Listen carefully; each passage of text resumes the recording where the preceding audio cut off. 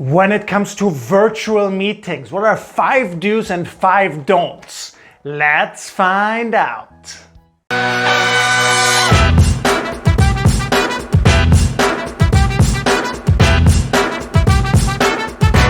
By the way, if you're new here, make sure to hit that subscribe button. So what are the 5 do's? Well, the first do is you want to be early. Please be early. You know what's the worst thing to do is actually being on time. I mean, let's not even talk about being late. Being late is just disrespectful. You know it, I know it, we all know it. But actually being on time is also a big no-no. You know why? Because what happens in virtual meetings a lot? You think you're on time, you think the meeting is at 4 o'clock, so it's exactly 4 p.m. You click that button to join the room and then what happens? Oopsie, we have an update. Yeah, so that's why it's a no-no, okay? You always want to make sure that you're at least 2, 3, in very important meetings, even 5 minutes early. So if there's a technical update or something else unexpected happens, you can still deal with it and be on time. Do number 2, dress professionally. So many people since the pandemic started, they dress whatever. They think the real world does not apply to the online world and business, and that is ridiculous. It does not work. Come on. Please make sure you wear some pants. I have seen it by chance. Some people don't wear pants. By mistake, they stand up. We can see it. We can all see it. So please don't do it. Make sure you work your pants and also make sure you don't dress too informal.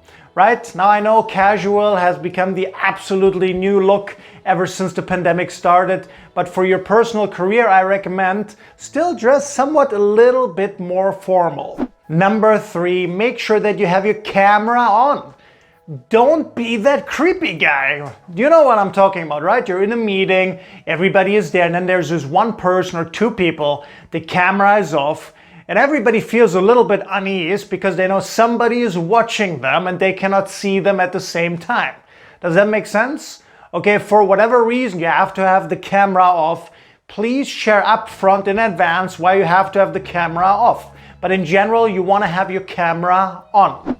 Number 4, you want to have a good background and good lighting as well. Okay, first of all, when it comes to your background, choose either something interesting like that I have here right now. It can be a bookshelf, can be something else, or choose a very, very simple background. Like maybe it's a gray wall, a white wall behind you, something simple. Don't let anything move behind you. Yeah, that just distracts during the meeting. And the other option is have one of the virtual backgrounds that come with Zoom or MS Teams.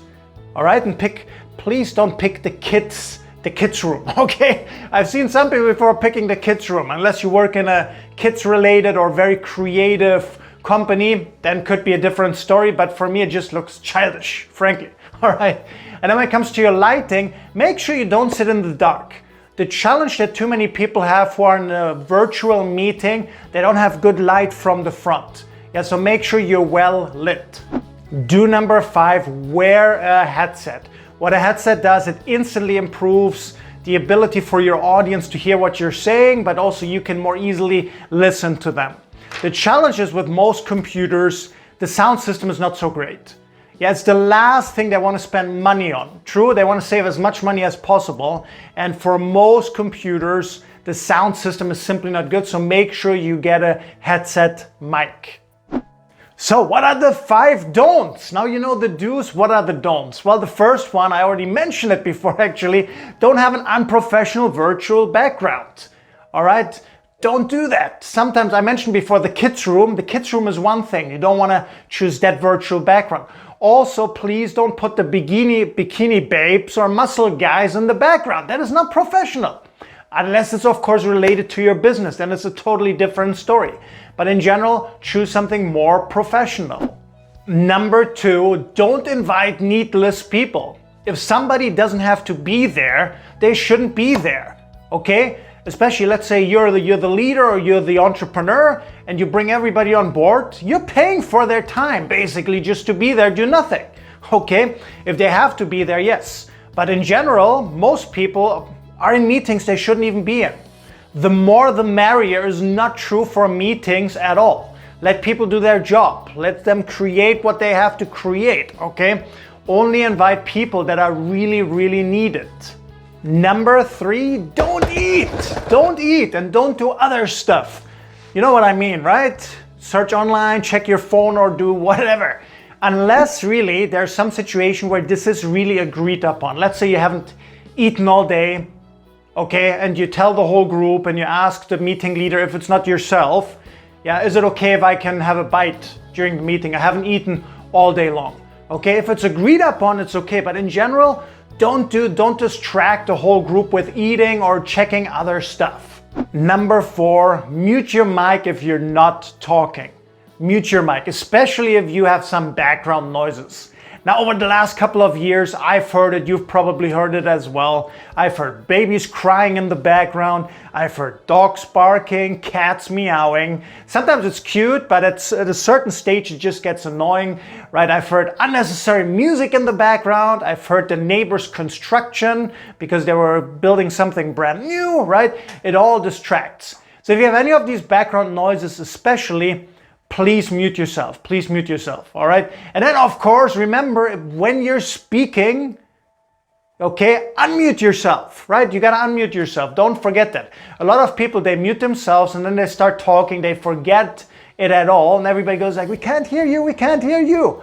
So make sure when you're speaking, unmute yourself.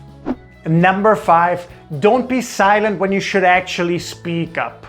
Yeah, there are always some people, they complain, oh, Ben, but I didn't have a chance to share what I wanted to say. You know, there was just not the right timing. There was not the right moment. And then they talk about it later, and then they have to have another meeting because of that one comment. Don't do that. Now in the meeting is a great time. If you want to share something that's of importance for you, importance for the group, share it now. Now is better than later. So comment down below one time which of these 5+5 were the biggest key takeaways for you. Which of these are you going to use right away for your next virtual meeting? Let me know down below one time. Again, if you're new here, hit that subscribe button. If you like this video, give it a thumbs up. And most importantly, I really look forward to seeing you for the next video.